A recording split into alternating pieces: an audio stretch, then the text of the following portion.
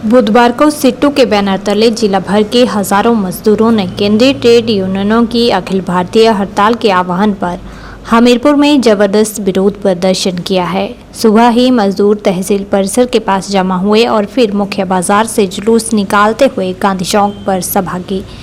सिट्टू के राष्ट्रीय सचिव कश्मीर सिंह ने कहा कि मोदी सरकार द्वारा कॉरपोरेट घरानों को फायदा पहुंचाने के लिए मजदूरों द्वारा लंबे संघर्षों और कुर्बानियों के बाद हासिल किए गए श्रम कानून को खत्म करके नई 4 श्रम संहिताओं को लागू करने जा रही है। इन संहिताओं में देश के मजदूरों को गुलाम बनाने के प्रावधान किए गए हैं। दिन में काम करने की समय सीमा 8 घंटे से बढ़ाकर 12 घंटे करने का प्रावधान है। उन्होंने कहा कि श्रम संहिताओं से देश के 100% मजदूर इन कानून सुरक्षा से बाहर हो जाएंगे। ठाकुर, राष्ट्रीय सचिव CITU। आज पूरे देश में 10 केंद्रीय ट्रेड यूनियनों, उसमें CITU का मुख्य भूमिका है और स्वतंत्र फेडरेशन, LIC, बैंक, इंश्योरेंस और तमाम जो फेडरेशन, कोयला की, स्टील की, बंदरगाहों की, इस तरह का तमाम लोगों ने, पूरे देश के करोड़ों लोगों का एक ही आवाज से है कि मोदी सरकार जो 4 श्रम कोड लाई है, मजदूरों के लिए बेड़ियां, जंजीरें हैं। अंग्रेजों ने 1926 में ट्रेड यूनियन एक्ट लाया 100 साल पहले।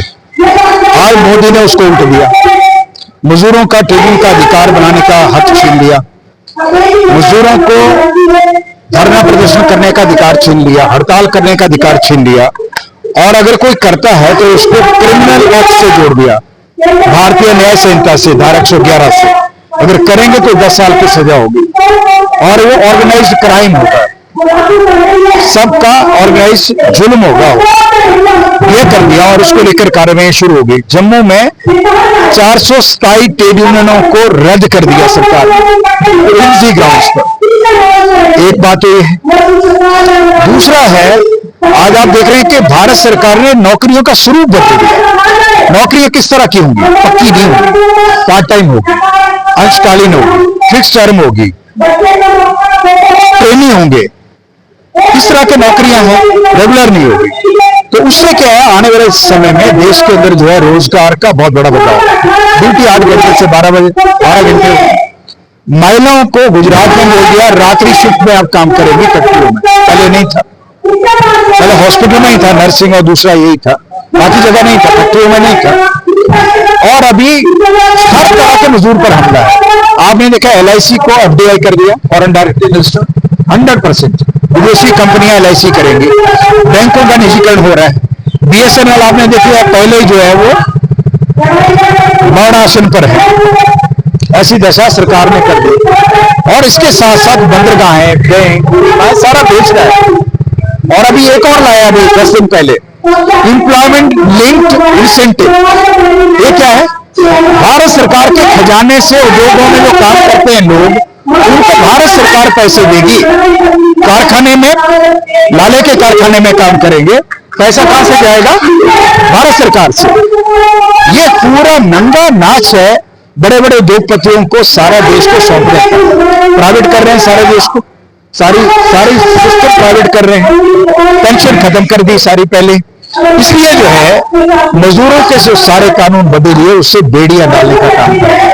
आप आवाज नहीं उठा सकते, धरना नहीं कर सकते, जुलूस नहीं कर सकते, जो मर्जी सरकार करे। इसलिए जो है आज आप गांव के अंदर जो लाइफ लाइन थी गरीब मजदूरों की, मनरेगा का 50% से ज्यादा बजट कम कर दिया। 100 दिन के रोजगार की गारंटी का कानून है, परंतु आज रोजगार नहीं मिल रहा है। हर तबके पर हमला है। और जब ये सारा हमला कर रहा है, कोरोना दौरान में कानून बना दिए सारे, जब मजदूर लड़ रहा है तो देश में हिंदू मुसलमान कर रहे हैं। पहलगाम करवा दिया, आज तक 4 लोग पकड़े नहीं गए। ये किसने करवाया? इन्हीं का काम है सारा ही। आज तक क्यों नहीं पकड़े गए? इसलिए जो सारा काम है ये सारा हिंदू मुसलमान करके सारे देश में इस तरह का तांडव कर रहे हैं। अभी और एक खेल होने वाला है जो अभी बिहार में चल रहा है। आपका वोट किसका बनेगा?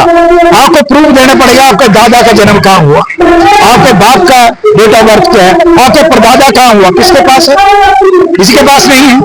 तो इसलिए जो बहुत सारे लोगों को वोट से वंचित करने का भी षड्यंत्र चल रहा है, तो इसलिए देश में एक तरह का घोषित आपातकाल है, घोषणा नहीं आपातकाल की, अनडिक्लेयर्ड इमरजेंसी है देश में। जो बोलेगा वो जेल के अंदर जाएगा। इसलिए मजदूरों ने तय कर लिया है कि मोदी सरकार की नीतियों के खिलाफ लड़ेंगे, डटकर लड़ेंगे, और जब से इसको बेदखल नहीं कर देते तब तक हटेंगे।